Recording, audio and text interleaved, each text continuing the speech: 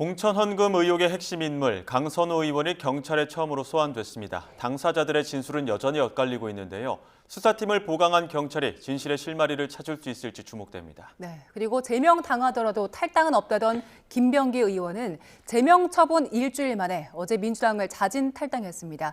관련 사안 두 분과 짚어봅니다. 차재원 부산 가톨릭대 특임교수, 조청래 전 여의도연구원 부원장과 함께합니다. 어서 오세요. 안녕하세요. 먼저 강선우 의원, 공천헌금 의혹 제기된 지 20여일 만에 경찰에 처음으로 소환이 됐습니다. 강 의원은 원칙을 지키는 삶을 언급하면서 혐의를 전면 부인했는데요. 조금 전에 출석 현장 잠시 연결해 보겠습니다. 이런 일로 국민 여러분께 심려를 끼쳐서 진심으로 죄송합니다. 있는 그대로 사실대로 성실하게 조사에 임할 것입니다.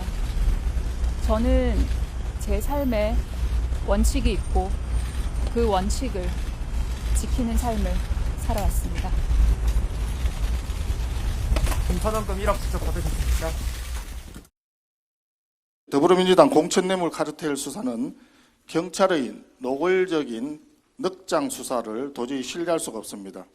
김경 따로 강선우 따로 소환하는 것부터 정언을 짜맞추기 위한 시간을 벌어주는 것이라고 볼 수밖에 없습니다. 가장 원칙적인 수사의 기본 원리를 망각한 엉터리 경찰에게 더 이상 수사를 맡길 수가 없습니다. 특검이 꼭 필요한 이유입니다. 공천헌금 관련된 특검을 해야 되느냐. 사실 그 부분이야말로 아까 말씀하셨던 대로 그 국수본이라든지 이런 데서 수사가 지금 되고 있는 거 아닙니까? 특히 강선우 의원에 대해서는 보도만 보더라도 굉장히 신속하게 신문들이 쭉쭉쭉 이루어지고 압수수색이 이루어지고 있는 건 아닙니까? 그러니까 조금 한번 봐야 될 것 같아요. 네, 강선우 의원, 있는 그대로 사실대로 이야기한다고 했습니다만 여러 진술이 엇갈리는 측면들이 있는데 오늘 관련된 이야기를 좀 소명할까요? 글쎄요. 오늘 들어가면서 한 이야기가 자신은 삶을 살면서 지켜온 원칙이 있다는 식으로 이야기를 하는 걸 보니까 본인은 일단 지금 공천헌금 수수와 관련해서 돈 받은 것은 맞지만 본인은 몰랐다는 입장을 계속 유지하고 있잖아요. 예. 그리고 사무국장이 보관하고 있던 걸 뒤늦게 알아서 그걸 갖다가 당시 공천하는 과정에서 김병기 당시 공관위 간사에게 상의를 했다는 그런 이야기를 계속적으로 지금 갖고 있기 때문에 본인 입장에서는 지금 김경시 의원은 이쪽에 강선우 의원 쪽에서 먼저 돈을 요구를 했고 공천의 대가로 돈을 요구했다는 거지 않습니까? 그런 부분들이 엇갈리는 만큼 본인 입장에서는 아마 이 자신이 지금 주장하고 있는 바를 아마 굽히지 않을 가능성이 저는 높지 않을까 하는 생각이 들고요. 그렇게 할 수밖에 없는 이유 중에 하나는 정치 생명도 달려 있습니다만 사실은 이 공천 헌금은 사실 공천 뇌물이잖아요. 뇌물이 지금 1억이 넘어갈 경우에 특정가중처벌법에 의해서 법정형이 최저가 10년입니다. 그렇기 때문에 그런 부분들도 고려를 하지 않을 수밖에 없기 때문에 아마 본인 입장을 최대한 관철시키기 위해서 저는 노력하지 않을까라는 생각이 듭니다. 예. 박주민 의원 같은 경우에 신속하게 신문이 쭉쭉 이루어지고 있다라고 했지만 송원석 의원은 이거 두 사람을 따로 소환하는 것부터 진술 짜맞추는 시간을 주는 것이다 이렇게 비판을 하고 있거든요. 수사 과정만 보면 경찰의 입장을 이해할 수가 없어요. 이게 이제 녹취록이 공개된 순간 김병기 전 원내대표와 강선우 의원 간의 녹취록이 공개된 순간 그 혐의점이 있는 사람들은 다 증거 지우기에 나섰을 것이고 입맞추기에 나섰을 거 아닙니까? 근데 지금 고발이 이루어지고 난 뒤에 압수수색까지 열흘 걸리고 압수수색 이후에 오늘 소환할 때까지 또 열흘이 걸리고요. 그다음에 김경 서울시 의원 같은 경우는 미국에 출국하는 걸 방조를 해서 외국에 앉아가지고 SNS 증거인멸 다 시키고 입맞추기 다 했잖아요. 지금 진술 증거하고 그 돈을 줬다는 장소, 돌려받았다면 돌려준 장소 이런 정황하고 SNS밖에 남아 있는 게 없는데 경찰이 수사를 하면서 20일간이나 이렇게 시간을 벌어주고 20일간 더 됐죠. 실제로 녹취록이 공개된 시점부터 하면 아마 한 30일 될 겁니다. 30일간 시간을 벌어주는 수사가 어디 있습니까? 예. 절대로 신뢰할 수 없다고 보는 거죠. 같은 측면에서 봤을 때는 대질 조사의 필요성도 좀 강조하고 있는 상황인데, 그거 이제 모두가 동의를 해야 대질 조사를 받을 수 있는 거고, 그런데 또 김경시 의원은 대질 조사 거부한다는 거 아닙니까? 왜 거부하는 겁니까? 그렇죠. 뭐 지금 뭐 김경시 의원 같은 경우는 본인이 지금 그러니까 강선호 의원 측에서 먼저 그러니까 공천 헌금을 요구했다는 부분을 이야기를 하고 있고, 그리고 이 지금 그 강선호 의원의 그 요구를 전달한 사람이 바로 전 사무국장이었던 남모 씨잖아요. 예. 그런데 남모 씨 같은 경우는 아예 자신은 모르고 있다, 이 사실 몰랐다. 그리고 강선호 의원하고 세명하고 만난 적은 있지만 당시 그러니까 그 1억이라는 돈이 건네졌다고 한다면 자신이 그때 그 강선호 의원의 지시로 자신의 차량에 담았던 쇼핑백을 이야기하는 것 같은데, 나는 내용물도 모르고 있기 때문에 난 모른다는 식으로 지금 이야기를 하겠거든요. 그런 상황이기 때문에 사실 이 지금 대일신문을 그러니까 거부를 할 사람은 사실은 김경시 의원이 아니라 사실은 남모 씨죠. 남모 씨인데 지금 그 거꾸로 지금 김경시 의원이 대질조사를 거부를 했다. 그 이유를 뭐 정확하게 알 수는 없습니다만 아마 남모 씨하고의 그러니까 1대1 그 지금 대질조사보다는 차라리 강선호 의원과의 대질을 통해서 자신의 혐의를 낮추는 것이 더 낫다고 판단했을 가능성도 있지 않을까라는 생각이 듭니다. 예. 그렇다면 그 경찰 쪽에서 오늘 강선 의원과 김경시 의원 대질 조사를 진행하려고 한다면 이번에는 김경시 의원이 응할까요? 어떻게 보세요? 그러니까 이 주요 혐의자들이요, 대질 신문을 거절하는 이유가 뭘까요? 서로 입을 제대로 맞추지 못한, 진술을 일치시키지 못한 측면을 염려하는 거 아니겠습니까? 예. 대질을 했는데 여태까지 얘기했던 거하고 다른 내용이 튀어나오면, 그죠? 예. SNS 지우고 지금까지 했는데. 입을 맞춘 게 다 예. 거짓으로 드러나잖아요. 예. 그러니까 제가 볼 때 김경시 의원이 대질 조사를 거부한 것은 새로운 사실이 돌출될까 염려하는 것이지, 예. 뭐 다른 입장이 있어서 그런 건 아니라고 봅니다. 제가 볼 때는 일단 세 사람, 강선우, 남모 씨, 김경시 의원 세 사람 중에 예. 두 사람은 세 사람이 합석한 자리에서 돈이 건너갔다라고 주장을 해요. 김경시 의원도 카페에서 세 사람이 만나서 강선우 의원에게 직접 1억을 줬다고 얘기를 예. 하고 있고, 남모 씨는 그때 자기가 잠시 자리를 비워서 그게 돈인지 뭔지는 몰랐고 차에 갖다 놔라 그래서 갖다 놨을 뿐이다, 예. 이렇게 얘기를 예. 하고 있기 때문에 지금 돈을 건네받은 시점에서의 상황만 잘 분류를 해도요, 예. 대질조사의 사례가 엄청나게 저는 나올 거라고 네. 봅니다. 보고 그다음 지금 이상한 게 돌려줬다, 곧바로 돌려줬다, 그다음에 한 달 뒤에 받았다, 예. 이렇게 나오잖아요. 예. 어디서 어떤 방식으로 누가 돌려줬는지가 얘기가 안 나옵니다. 관심이 거기까지 가지도 않아요. 그래서 예. 저는 이게 수사 방식만 정밀하게 들어가도 정황이나 진술을 조합하면은 혐의점을 입증할 수 있다라고 이렇게 봅니다. 예. 일단 세 사람의 진술에 엇갈리는 부분 중에 김경시 의원의 진술 중에 가장 핵심 내용 중에 하나는 강선우 의원 측에서 먼저 돈을 요구했다. 한 장이라고 해서 1,000만 원인 줄 알았더니 나중에 알고 보니까 1억이었다. 이런 이야기 있거든요. 여기에 대한 소명은 어떻게 하게 될까요? 글쎄요, 뭐 강선호 의원 입장에서는 뭐 본인은 전혀 몰랐다고 지금 주장을 하고 있기 때문에 아마 그 입장을 계속적으로 유지하지 않을까 하는 생각이 드는데요. 일단 어쨌든 지금 그 관련 주요 혐의자 3명이 진술이 엇갈리고 있잖아요. 예. 그거는 결국은 뭐 지금 뭐 말씀하신 것처럼 뭐 사전에 입을 맞췄다기보다는 지금은 어떻게 보면 각계약진, 그러니까 각자 도생의 상황으로 접어든 것이 아닐까라는 생각이 드는데요. 게임 이론으로 이야기하면 일종의 재수의 딜레마에 빠져 있는 것이죠. 3명이 만약에 말을 맞췄다고 한다면 그 신뢰가 유지되고 있다고 한다면 예. 아마 이 서로 입을 맞춰서 이 모든 부분들이 혐의가 최소화하는 쪽으로 빠져나갈 것인데, 남모 씨 같은 경우는 나는 몰랐다는 식으로 이야기하는 거는 나는 처벌받을 이유가 없다는 식으로 아예 빠지려고 하는 거거든요. 예. 그러다 보니까 사실은 뭐 지금 김경시 의원 같은 경우는 아니 남모 씨가 먼저 와서 손을 이야기를 했는데 왜 이제 와서 저런 말을 할까? 그렇다고 한다면 저쪽에서 그러니까 자기는 줄 마음이 없었는데 상대 쪽에서 공천권을 쥐고 있는 쪽에서 먼저 달라고 했다는 것 자체가 설사 자신이 돈을 준 것 때문에 처벌을 받는다 하더라도 최소한의 형을 받을 수 있도록 그 생각을 지금 하고 있는 거예요. 그건 마찬가지로 강선호 의원 같은 경우도 본인이 지금 현재 몰랐다고 하고, 그리고 지금 사실은 이 김경시 의원과 남모 씨와의 주고받은 상황을 나중에 자신이 알았다는 식으로 할 경우에는 상당히 나름대로 이 지금 아까 제가 이야기했던 특가법 적용 대상이 빠져나갈 수 있잖아요. 예. 이런 부분들이 서로가 지금 다 각자의 이익이 서로 맞물려 있는 거예요. 그러다 보니까 설사 앞에는 말을 맞췄을지 모르겠지만 이제는 그 말을 맞춘 것 자체가 서로 다 허물어질 수밖에 없는 왜 진짜 말 그대로 재수의 딜레마에 빠져 있는 것이죠. 예. 계속해서 3명의 진술이 엇갈리는 상황인데 대질 조사 만약에 당사자들이 거부한다면 진행할 수 있는 방법은 없는 겁니까? 지금은 쉽지 않아 보여요. 제가 이제 말을 맞춘다는 얘기를 자꾸 하는 이유는 그 얘기입니다. 안 그러면은 김경시 의원이 미국 가서 SNS를 왜 탈퇴하고 재가입하고 탈퇴하고 재가입할 것이며 지금 집중적인 혐의를 받고 있는 강순호 의원이 왜 자기 아이폰의 비밀번호를 제공하지 않습니까? 결국은 통신수단을 통해서 SNS든 통신수단을 통해서 말을 맞춘 정황이 있기 때문이라고 저는 봐요. 네. 2022년에 있었던 일을 가지고 지금 수사를 하고 있는데 지금 SNS 계정을 삭제를 하고 휴대폰 비밀번호를 제공하지 않는 건 최근에 뭔가가 있기 때문에 그런 것이라고 저는 추정하거든요.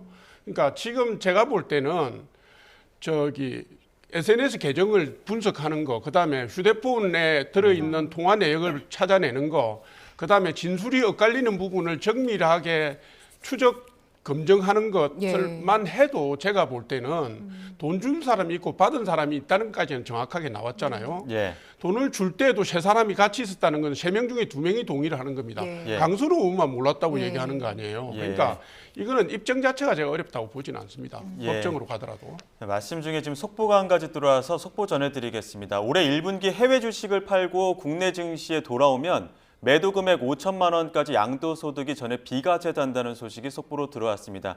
최근 환율 안정세가 흔들리고 환율이 다시 급등하는 등의 여파가 있었는데 이와 관련해서 서학개미, 그러니까 해외에 투자하는 비율이 높아지다 보니까 환율이 올라가고 있다. 이런 이야기들이 있었는데 여기에 대한 정부의 대책들이 나온 겁니다.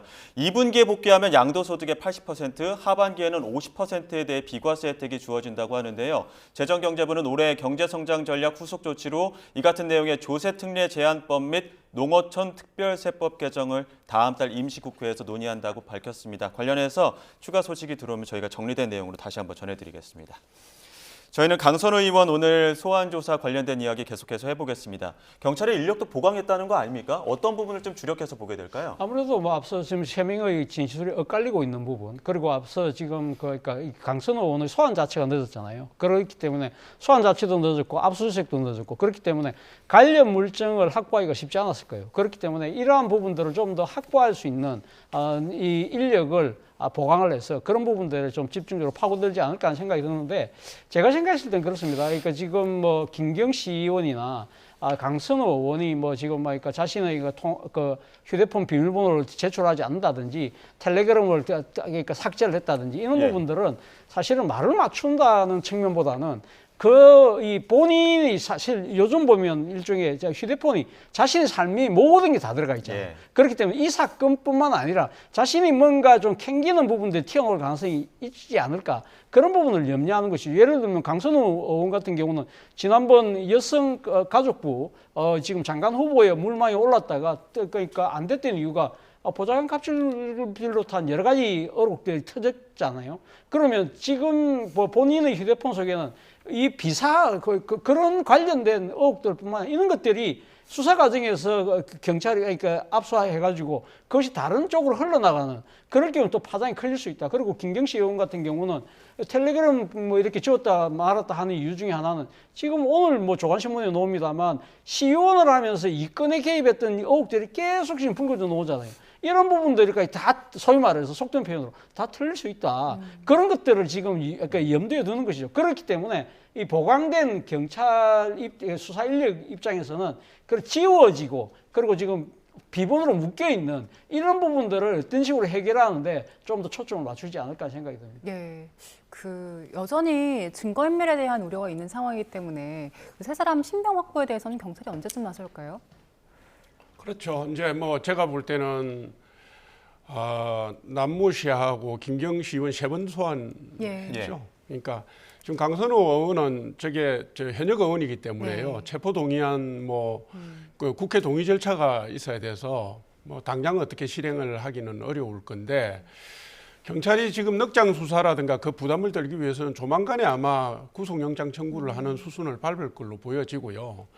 구속영장 청구를 해서 실제로 신병을 인수를 하고 나면은 제가 볼 때 진술자들의 태도라든가 조사를 받는 뭐 대질신문에 대한 부분 적극적인 방어권을 행사를 해야 되니까 수사의 진척이 있는 방향으로 갈 수가 있다고 저는 봅니다. 예, 지금 이재명 대통령이 지금 청와대에서 국무회의를 주재한다고 하는데 잠시 후에 그 국무회의가 시작이 되면 저희가 현장 연결해서 국무회의 모습 보여드리도록 하고요. 지금 시작한 것 같습니다. 여권 주도로 국회를 통과한 2차 종합특검법 등 심의 의결될 것으로 보이는데 이 대통령의 발언이 있는지 현장 연결해서 들어보겠습니다. 제2회는 매년 횟수를 붙이는가 보죠? 예, 매년 1회부터 횟수를 붙입니다. 네, 제2회 국무회의를 시작하겠습니다.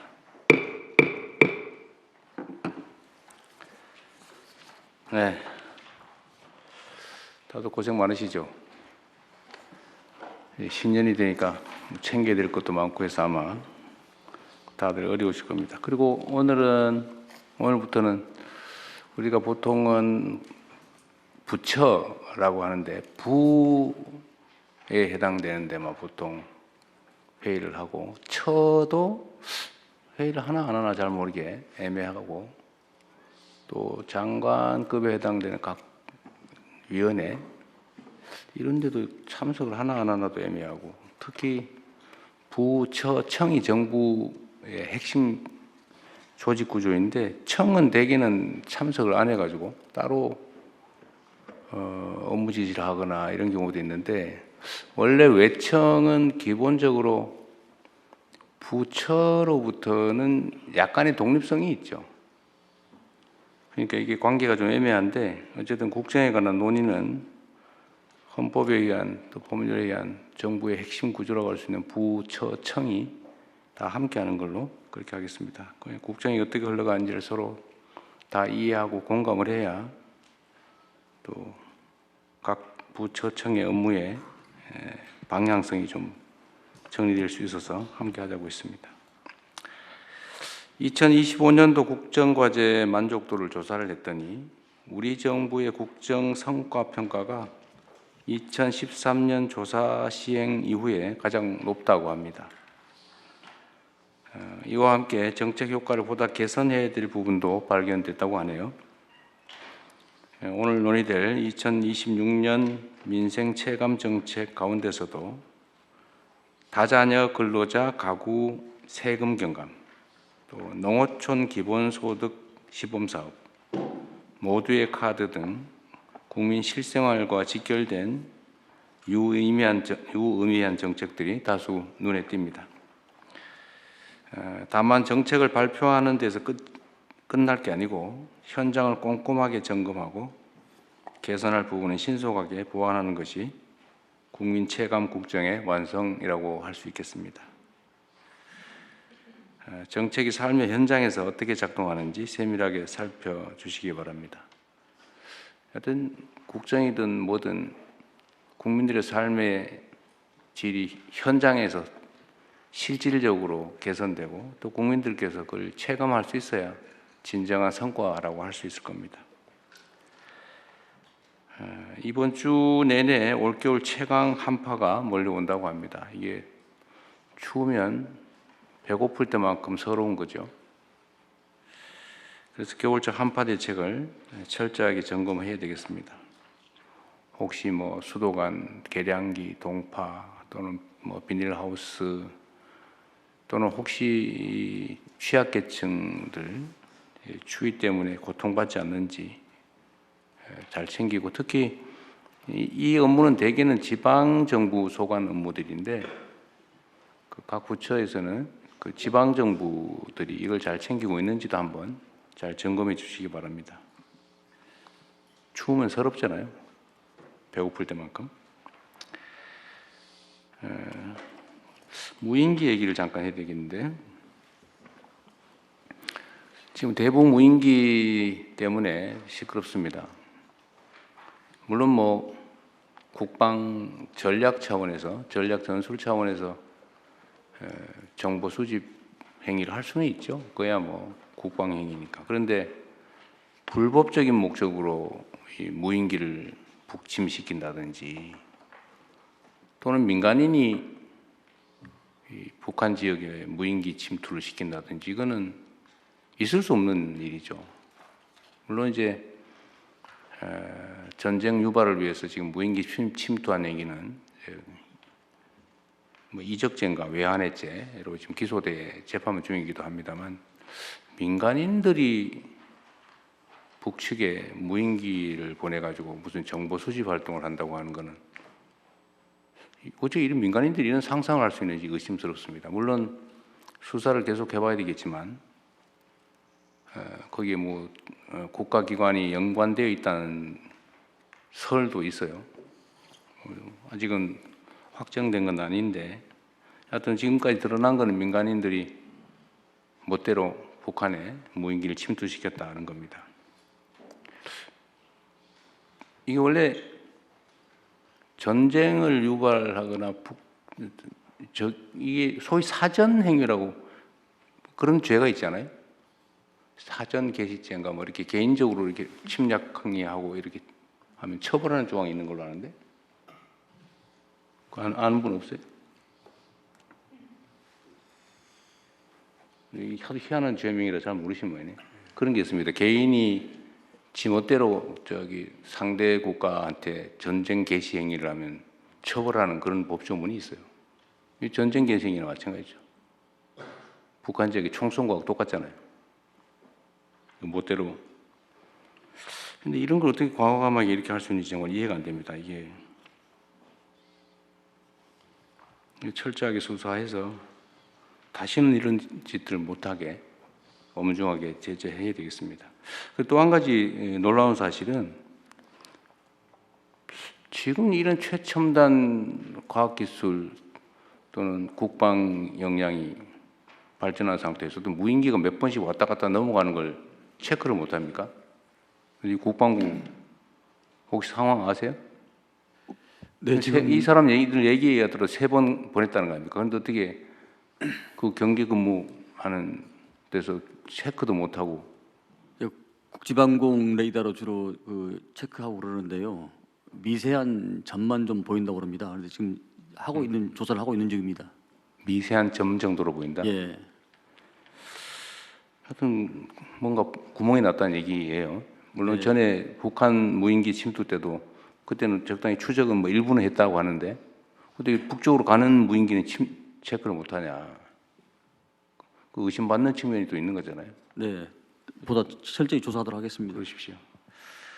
그리고 필요하면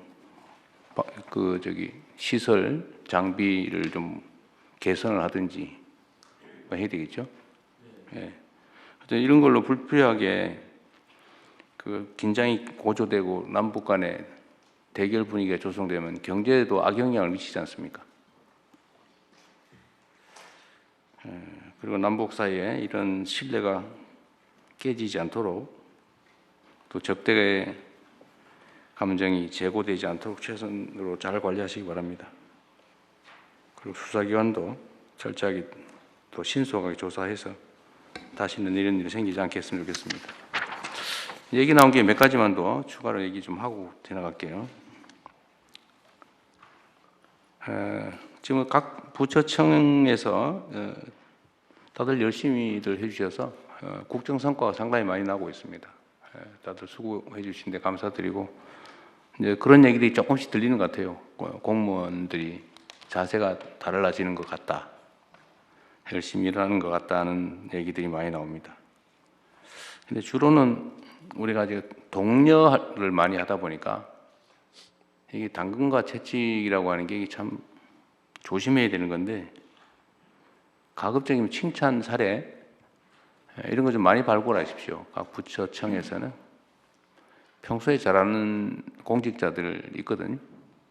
그래서 일부러라도 좀 찾아서 권면하고 포상도 좀 하고 아주 잘한 사례가 있으면 뭐 특진을 시켜주든지 이런 사례들을 많이 좀 발굴해서 시행하기 바랍니다.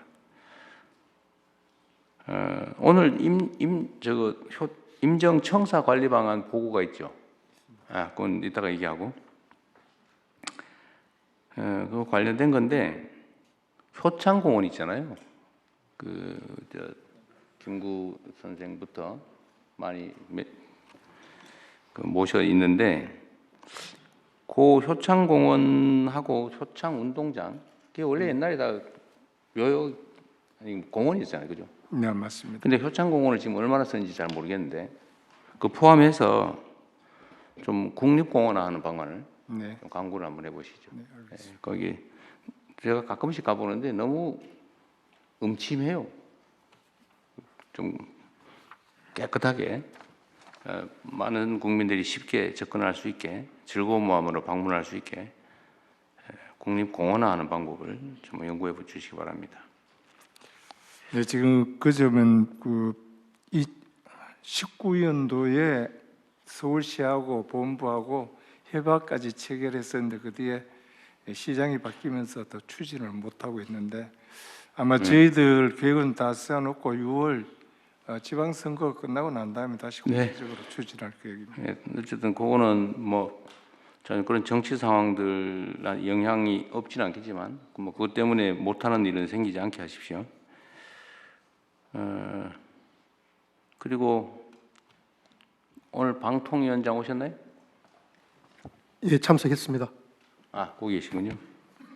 그냥 참고로 이 의견이니까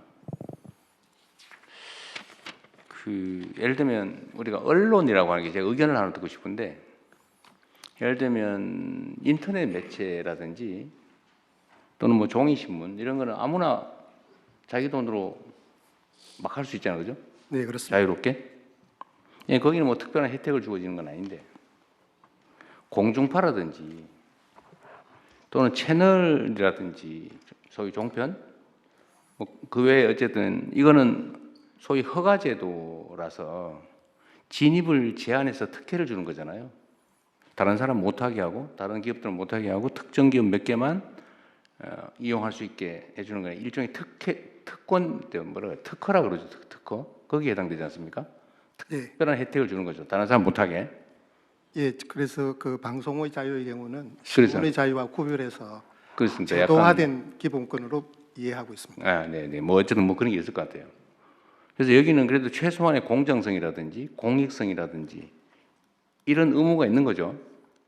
예, 방송법 등의 그 공적 책임의 의무가 있습니다. 네.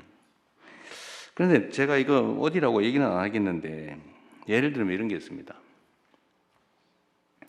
보통 이제 우리가 수사를 해서 기소를 해서 재판을 하잖아요.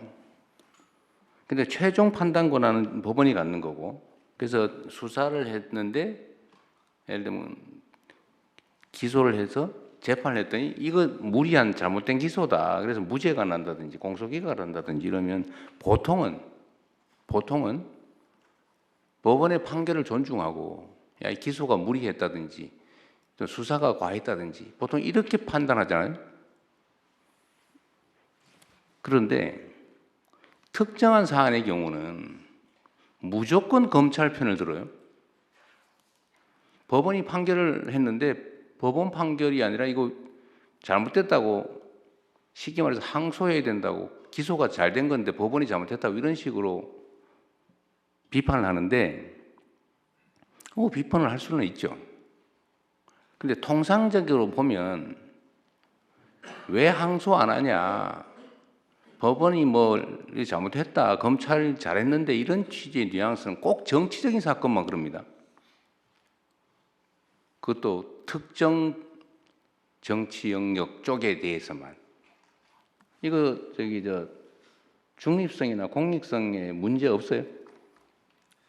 예, 뭐 그 언론의 방향에 대한 부분들에 대해서는 저희들이 국가가 뭐 중립성 이런 부분들을 일률적으로 판단하는 것에 대해서는 좀 제어하는 것이 제약이 있는 것으로 이해를 하고 있어서 저희들이 내용 규제와 관련되어져서는 특히 방송의 경우에는 심의위원회라는 민간 독립기구를 두어서 하게 하는 그런 특별한 체제를 두고 있는 이유가 거기에 있습니다. 그러니까 이게 무한대로 이렇게 허용되는 건 아닌 게 맞다 이 말이죠, 제 말은. 물론 그걸 어떻게 예를 들면 심사하고 제재할 것인지는 최대한 중립적으로 해야 또 민간 기구에 맡기든지 하든지 위원회에 맡기든지 하는 건 당연한데 하여튼 이런 것에 대한 문제 의식은 우리가 가져야 된다 그 말이에요. 헌법적으로 그 표현의 자유도 절대적 자유가 아니고 국가안전보장 질서유지 공공복리를 위해서 법률이 정하는 바에 의해서 제한될 수 있는 자유입니다.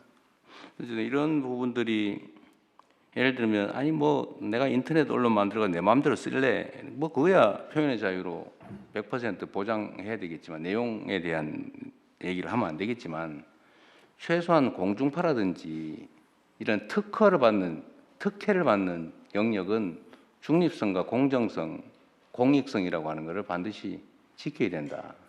예, 그 방송법 등에 있어서 방송사 등의 경우 특히 지상파 방송 등 여러 가지 방송 유형들에 따라서 차별적으로 공정성에 대한 책임을 부여할 수 있도록 되어 있습니다. 나도 오늘 방통위원장님 처음 오시길래 하여튼 이 우리가 약간의 오해가 있는 게 언론이니까 100% 마음대로도 돼라고 하는 게 꼭 그런 게 아니다라는 걸 한 번은 우리가 공유하자고 드릴 말씀입니다.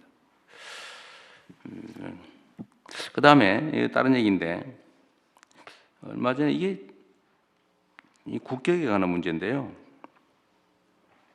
그 혹시라도 우리 기업들이 해외에 진출해가지고 특히 제조업에 또는 제3세계에 진출해서 저임금에 의존한 사업을 할 경우에 그 노동 탄압을 하거나 인권 침해를 하거나 이런 일이 있는지를 좀 외교부든 노동부든 아니 산업부든 하여튼 관련 부처에 좀 챙겨주시기 바랍니다.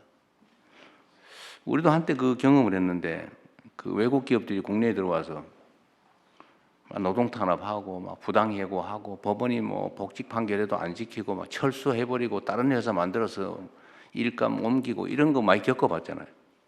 근데 우리 기업들이 혹시 나가서 그런 거 안 하나 좀 잘 챙겨보기 바랍니다.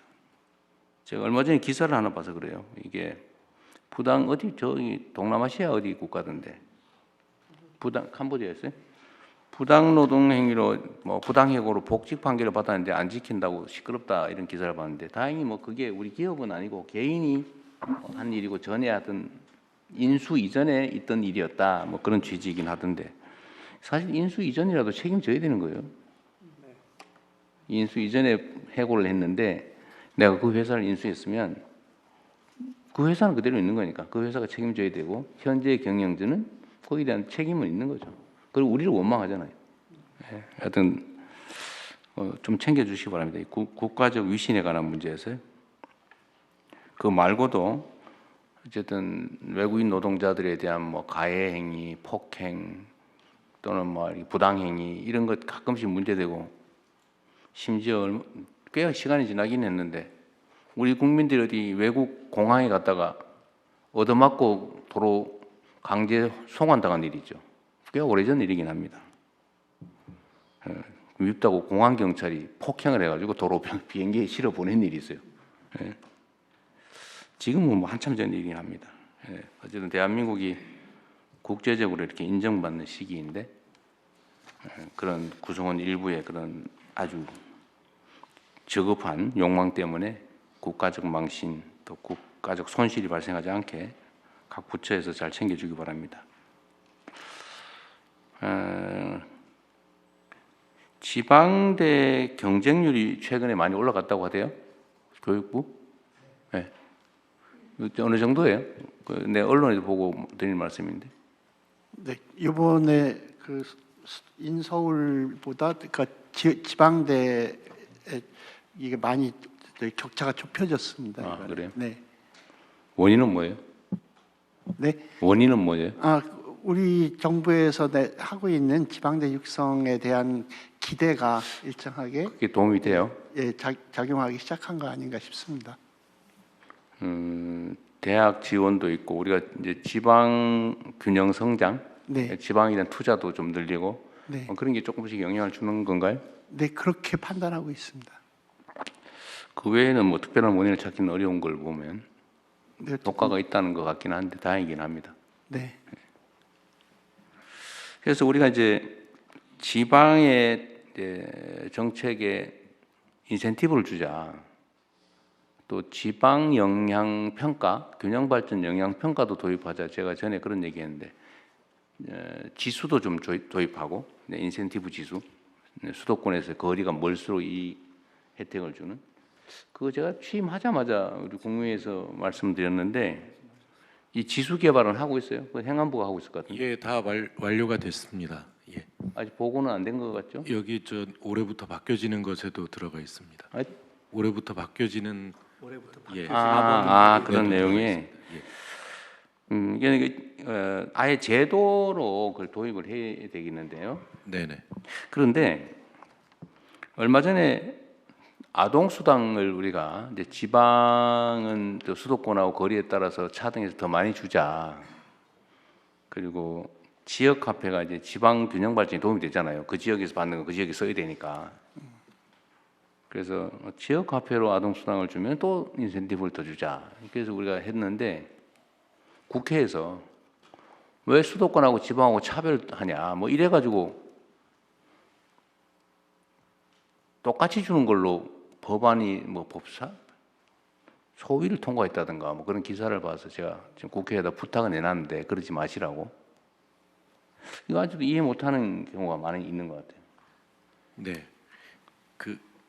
저기 아동 수당에 대해서는 아니지만 지역 화폐에 대해서는 특히 지방에 대해서 더 할인을 더 해주고요. 네. 그리고 인구 감소 지역에 대해서는 또 추가로 더 지원하고. 그러니까 이걸 아직 이해를 못하는 게 지금 아마 복지위에서 복지부 장관입니다. 네네. 네, 아동 수당은 이제 수도권은 10,000원, 그러니까 10만 원 지원을 하고 비수도권과 인구 취약 지역은 5,000원에서 2만 원을 추가로 지원하는 것은 확정이 되었습니다. 그거는 뭐 다투다가 통과는 됐어요? 네, 근데 다만 지역 화폐로 했을 때 추가로 더 돈을 지원하는 그 부분이 현재 상임위에서는 반영되지는 않았습니다.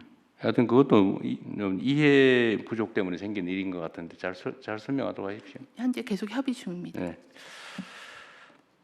하여튼 세제든 요금이든 뭐든 이 지방이 균형 발전해야 지방에서도 살 수 있을 정도가 돼야 이게 나라가 정상화되지. 지금처럼 수도권으로 계속 집중되면 이게 앞으로 정말 큰일 납니다. 그래서 각 부처청이 모든 행정을 할 때, 모든 국정을 할 때 하여튼 지방에 인센티브를 준다. 혜택을 준다. 더 많이 배려한다. 이거를 아주 기본으로 장착을 해 주시기 바랍니다. 그리고 지금 농어촌 기본소득 네, 오늘 국무회의 모두 발언에서는 한파 대책부터 안보, 언론, 노동, 또 지방 발전 현안까지 두루 이야기가 있었는데요. 각 현안별로 취재 내용 종합해서 이어지는 뉴스에서 다시 한번 전해드리겠습니다. 네, 저희는 전국 대담 이어가겠습니다.